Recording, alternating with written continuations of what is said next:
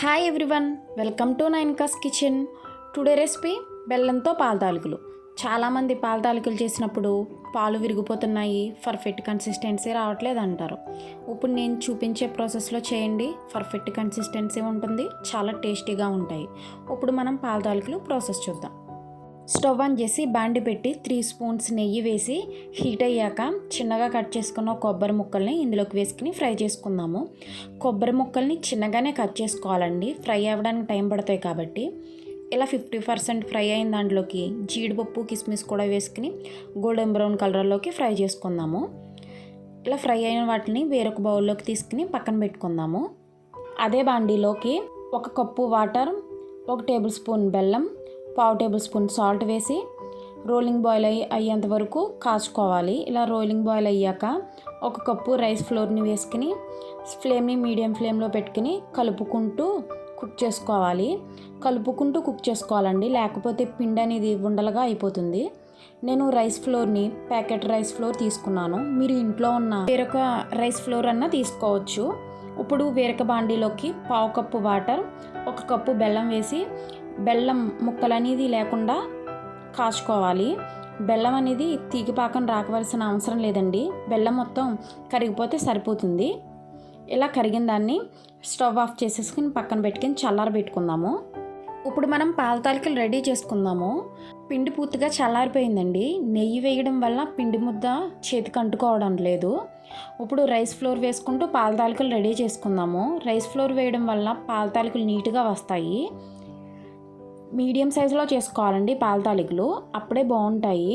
మీరు లావుగా చేసినా సన్నగా చేసినా బాగోవు. నేను చేసిన పిండి ముద్దనంతా ఈ విధంగా పాల తాలికలు రెడీ చేసుకుని పక్కన పెట్టుకున్నాను. ఇప్పుడు స్టవ్ ఆన్ చేసి బాండి పెట్టి 3 కప్స్ మిల్క్, 1 కప్పు వాటర్ వేసుకోవాలి. ఎందుకంటే నేను క్రీమీ మిల్క్ తీసుకున్నాను కాబట్టి 3 కప్స్ మిల్క్, 1 కప్పు వాటర్ వేసుకున్నాను. మీరు కనుక ఫ్యాట్ మిల్క్ తీసుకోకపోతే 4 కప్స్ మిల్క్ వేసేసుకోవాలి. పాలు కాగిపోయాయి. ఇందులోకి 1 అవర్ ముందే నానబెట్టుకున్న 1 స్పూన్ సగ్గుబియ్యం వేసుకుని ఒక 3 మినిట్స్ కుక్ చేసుకుందాము. సగ్గుబియ్యం నానబెట్టి మాత్రమే వేసుకోవాలండి, లేకపోతే ఉడకడానికి టైం పడతాయి. 3 మినిట్స్ తర్వాత మనం చేసుకున్న పాల తాలికల్ని ఇందులోకి జాగ్రత్తగా వేసుకుని మూత పెట్టి ఒక 3 మినిట్స్ కుక్ చేసుకోవాలి. వేసిన వెంటనే గరిటె పెట్టి కలపకూడదండి పాల తాలికలు, లేకపోతే విరిగిపోతాయి. ఇలా కుక్ అయిన దాంట్లోకి మనం పిండి, పాలు లిక్విడ్ కింద చేసుకుని వేసుకుందాము. అప్పుడే పాల తాలికలు పర్ఫెక్ట్ కన్సిస్టెన్సీ వస్తుంది. ఈ విధంగా 1 స్పూన్ రైస్ ఫ్లోర్లోకి పాలు వేసుకుంటూ కలుపుకొని లిక్విడ్ లాగా చేసుకోవాలి. 3 మినిట్స్ తర్వాత మూత తీసి చూస్తే పాల తాలికలు రెడీ అయిపోయాయండి. ఇందులోకి మనం రెడీ చేసుకున్న లిక్విడ్ని వేసేసుకుందాము. ఇందులోకి ఈ లిక్విడ్ సగ్గుబియ్యం వేయడం వల్ల పాల తాలికలు పర్ఫెక్ట్ కన్సిస్టెన్సీలో ఉంటాయండి. వీటిని ఇంకొక 2 మినిట్స్ కుక్ చేసుకుంటే పాల తాలికలు రెడీ అయిపోతాయి. పాల తాలికలు రెడీ అయిపోయాయండి. యాలకుల పొడి వేసి స్టవ్ ఆఫ్ చేసేసుకుందాము.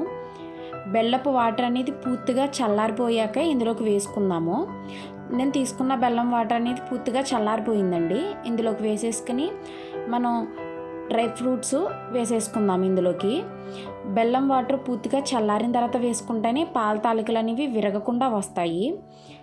అంతేనండి, ఈజీగా పాల తాలికలు రెడీ చేసుకోవచ్చు. ఈ వీడియో కనుక మీకు నచ్చినట్లయితే లైక్ చేయండి, షేర్ చేయండి, సబ్స్క్రైబ్ చేయండి.